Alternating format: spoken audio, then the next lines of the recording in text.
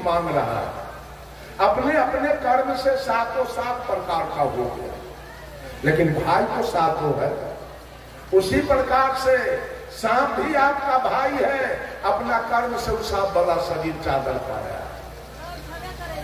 चींटी भी आपका भाई है, बकरी भी आपका भाई है, गाय भैंस हाथी घोड़ा ऊंट गधा कुत्ता गीदड़ जितने जीवधारी हैं सब आपके सहोदर भाई हैं।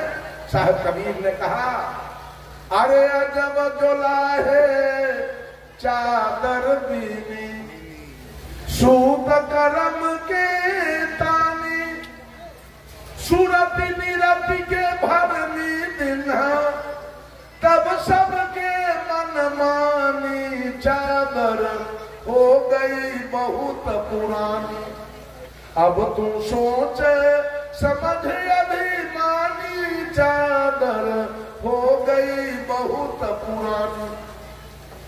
चुलाहा जब कपड़ा बुनता है, एक तरफ से तानी किया, दूसरे तरफ से भरनी किया, चादर तैयार हो। ठीक ही जीव का जैसा कर्म वैसा तानी, और जहां सुरती जहां ध्यान उसकी भरनी, चादर तैयार हो गया। देखिए हम लोगों को मर्द वाला चादर मिला, इन लोगों को औरत वाला चादर मिला, किसी को गाय वाला चादर मिला, किसी को भैंस वाला चादर, किसी को कुत्ता वाला चादर, किसी को गीदड़ वाला चादर, किसी को विशाल हाथी वाला चादर, किसी को चींटी वाला चादर, सब अपना अपना कर्म से चादर पाया है। इसी रोसड़ा में किसी का 5 महल का मकान होगा, किसी का 4 महल होगा, किसी का 3 महल, किसी का 2 महल, किसी का 1 महल का मकान होगा, किसी का एस्बेस्टस होगा, किसी का टीन का चदरा होगा, किसी का खपरा होगा, किसी का फूस होगा। और नट बखो करोड़ी पछमा डोम, जो खाना बदोश की जिंदगी जीने वाले घुमक्कर लोग हैं, वो टेंट में सिरकी में रहते। आखिर हर घर में रहने वाला कौन है? पक्का में कौन रहता है? खपरा में, टेंट में, सब में इंसान है। उसी प्रकार से मकान चाहे हाथी के जैसा 3 महला हो, मकान चाहे बकरी के जैसा 1 महला हो, लेकिन हर घर में रहने वाला वही आत्मा इंसान है, दूसरा कोई नहीं। ये सब पर दया। कबीर की तीसरी भक्ति। आज लोग मुर्गा पोस के कटवा रहे हैं, बकरी पोस के महिला सब गला में कंठी पहनी है, बकरी पोस के कटवा रही है, कबूतर पोस के काटे जा रहे हैं, गाय काटे जा रहे हैं, भैंस काटे जा रहे हैं, ऊंट काटे जा रहे हैं, दुम्बा काटे जा रहे हैं। अरे ईसाई लोग तो कुत्ता गीदड़ सहित को खा रहा है। अब मनुष्य कुछ बाकी नहीं रह गया, सबसे बड़ा चंडाल तो मनुष्य हो गया, सबसे बड़ा चंडाल मनुष्य हो गया। क्या भक्ति करेगा, क्या मुक्ति करेगा, क्या कल्याण करेगा, क्या सुंदर सब समाज का निर्माण करेगा? जीव मात्र पर दया, ये कबीर की तीसरी भक्ति। सब लोग जीव पर दया कीजिए। आज तक मेरा उम्र 68 वर्ष का बीत रहा है, लेकिन अपने समझदारी से, अपना जान से मैं आज तक एक चींटी को नहीं मारा। अब धोखा से अनजान में मर जाए उसकी बात मैं नहीं करूंगा, लेकिन जान करके आज तक मैं एक चींटी को नहीं मारा। समझता हूं उसमें भी, और गुरु जी ने ज्ञान दिया कि बेटा पाप कर्म कभी मत करना, किसी जीव का हिंसा मत करना, ये पाप तुम्हारा जान नहीं छोड़ेगा, ये पाप नहीं जान छोड़ेगा। पाप बड़ा प्रत्यक्ष है, हिंसा सम नहीं कोई, अधर्म राय लेखा चुके तब सब नौबत हो। और साहब कबीर ने कहा, जहां जहां दया वहां धर्म है, जहां लोभ वहां पाप, जहां क्रोध वहां काल है, जहां क्षमा वहां याप। और गोस्वामी तुलसीदास जी ने भी कहा, दया धर्म के मूल है, नरक मूल अभिमान। तुलसी दयाल छाड़िए, जब लगी घट में प्राण। जीव पर दया। साहिब कबीर ने कहा, मनुष्य प्रकृति से शाकाहारी, मांस से अनुकूल नहीं है। पशु भी मानव जैसा प्राणी, वो मेवा फल फूल नहीं।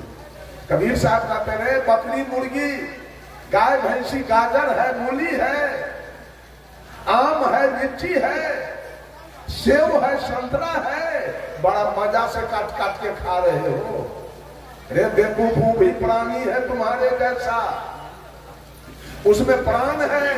मान लिया जाए कि जेठ की दोपहरी चल रही है, कड़ी धूप, और उस धूप में नाम को रख दिया जाए, हारमोनियम को रख दिया जाए, और भैंस को बांध दिया जाए, गाय को बांध दिया जाए। धूप से छटपटाएगा कौन? हारमोनियम की नाल कि बकरी की गाय है? इसका मतलब उसमें प्राण है, उसमें जीव है, उसको धूप लग रहा है, उसको अंदर कीजिए, वो छटपटा रही है, उसमें जीव आत्मा है, प्राण है। साहब कबीर को मुसलमानों से कहा, दिन में रखते हो रोजा, रात न तो हो गाय, यह खून वह बंदगी, कसकर खूस खुदाए। ऐ मौलवी, दिन भर अन्न नहीं खाते हो, पानी नहीं पीते हो, मर जाओ लेकिन नहीं खाते हो।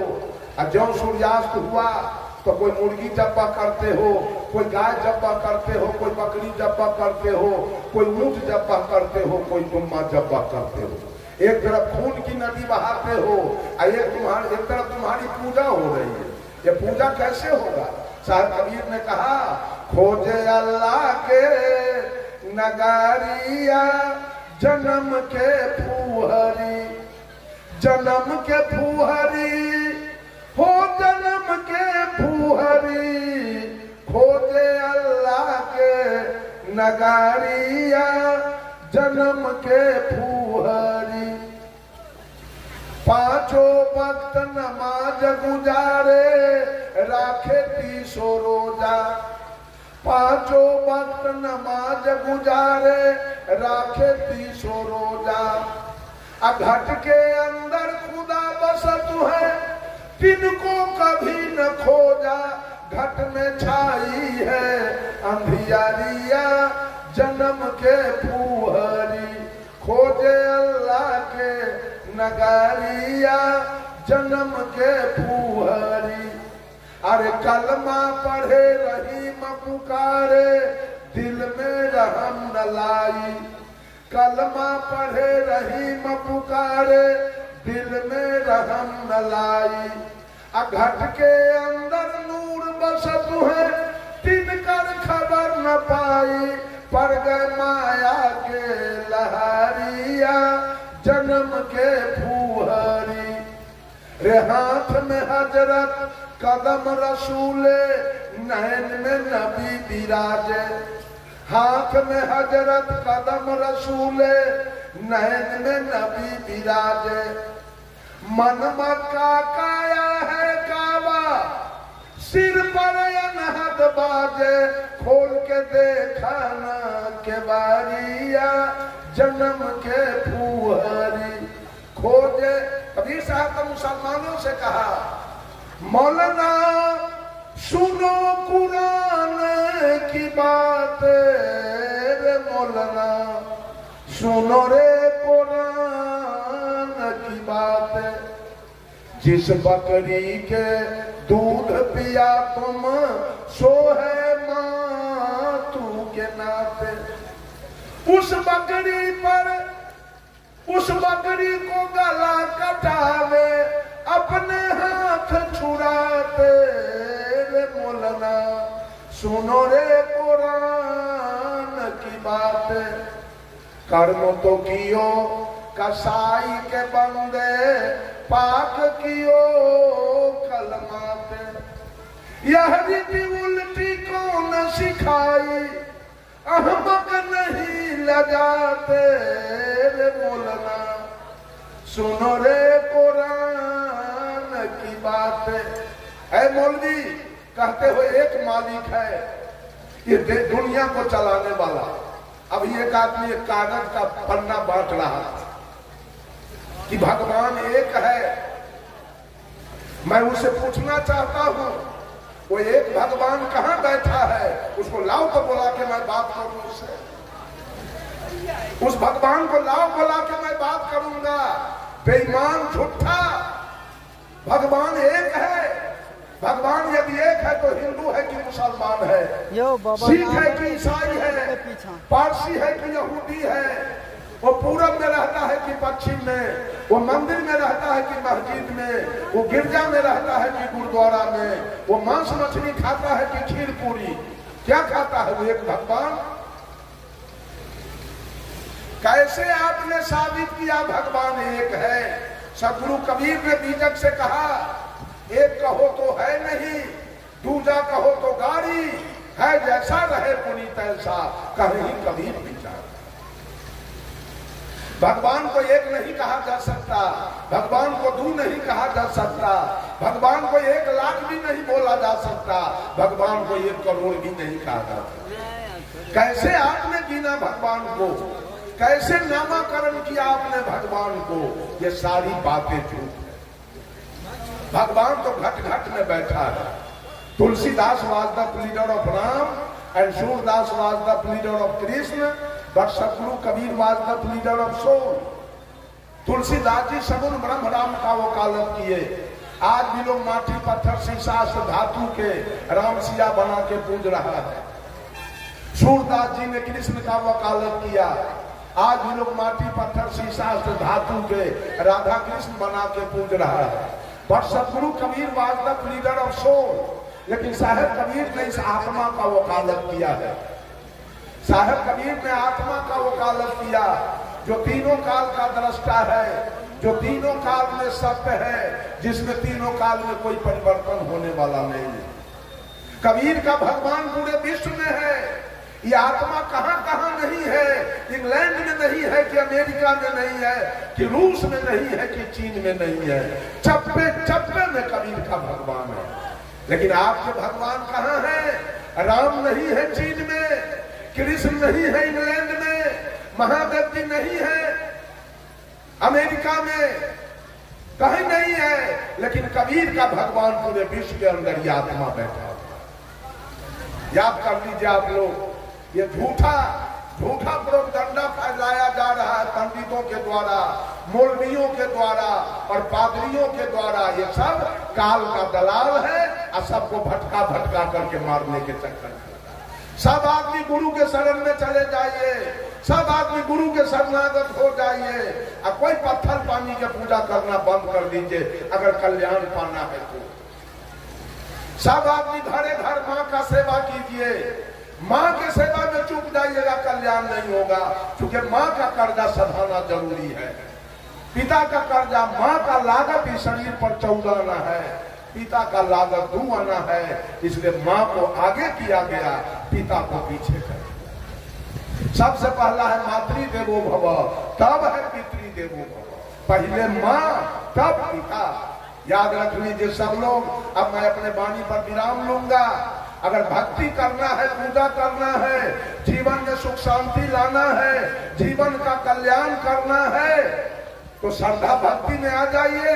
और श्रद्धा भक्ति का मतलब है माता पिता और गुरु की भक्ति कीजिए। दूसरी भक्ति प्रेमा भक्ति। किसी को चमार मत कहना, किसी को दुसाध नहीं कहना, किसी को डोममेस्टर मत कहना। सब इंसान है, सब मानव है।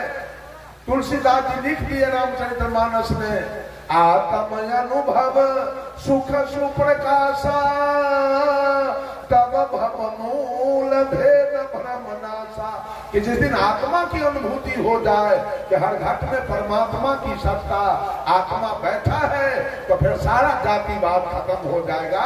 ये गोस्वामी तुलसीदास जी ने, साहेब कबीर ने भी कह दिया, अरे आत्म ज्ञान बिना सब सोना, क्या मथुरा क्या काशी रे। जैसे मिर्गा नाभि कस्तूरी, बन बन फिरत उदासी रे। मोहे सुनिया मत हासी। एक आत्म ज्ञान के बिना ये धरती चल रही है चारों तरफ। मंदिर मस्जिद की कमी नहीं, पूजा की कमी नहीं। एक आत्म ज्ञान के बिना जातिवाद, संप्रदायवाद, छुआछूत, अवर्ण सवर्ण, नीच ऊंच की भावना चल रही है। जिस दिन आत्मा की अनुभूति हो जाएगी कि ब्राह्मण में भी वही आत्मा और नीचे जाति में भी वही आत्मा, उस समय आपके अंदर से जो भेद भरम है वो सारा खत्म हो। तो मैंने कहा कबीर की 4 भक्ति है, सबसे अंतिम भक्ति है स्नेहा भक्ति। स्नेह किसके प्रति? जो छोटे छोटे बाल गोपाल हैं 10 वर्ष से नीचे के, शायद कबीर ने उसके प्रति स्नेह रखना स्वाभाविक। ये कबीर की चौथी भक्ति है। पहली भक्ति माता पिता गुरु के प्रति श्रद्धा, दूसरी भक्ति मानव के प्रति प्रेम, तीसरी भक्ति जीव जंतु के प्रति दया, और चौथी भक्ति है कबीर का कि जितने बच्चे हैं नन्हे मुन्ने बाल गोपाल शिशु, उसके प्रति स्नेह रखना, आदर रखना अपने दिल में। यही 4 भक्ति है कबीर का। 4 भक्ति आपकी हो गई, आपका भौतिक जीवन अविचल सुखमय होगा और आध्यात्मिक जीवन अविचल शांतिमय हो जाएगी। आपका कल्याण हो जाएगा, आपका मोक्ष हो जाएगा, आपकी मुक्ति हो जाएगी, आपके जीवन में सुख शांति आ जाएगी। सर्वे भवन्तु सुखिनः, सर्वे सन्तु निरामया, सर्वे भद्राणि पश्यन्तु मां कश्चित् दुःखभाग् भवेत्। सभी लोग सुखी हो, सभी लोग निरोग हो, सभी लोग स्वस्थ हो, सबका कल्याण लाभ हो, सब परस्पर आदर भाव से जिए। इन्हीं कुछ शब्दों के साथ अपने वाणी को देता हूँ विराम। बोलिए सतगुरुदेव की, बोलिए महंत ठाकुर साहेब की, महंत भट्ट साहेब की, महंत काशी साहेब की, और वर्तमान महंत दीप नारायण साहेब की। प्रेम से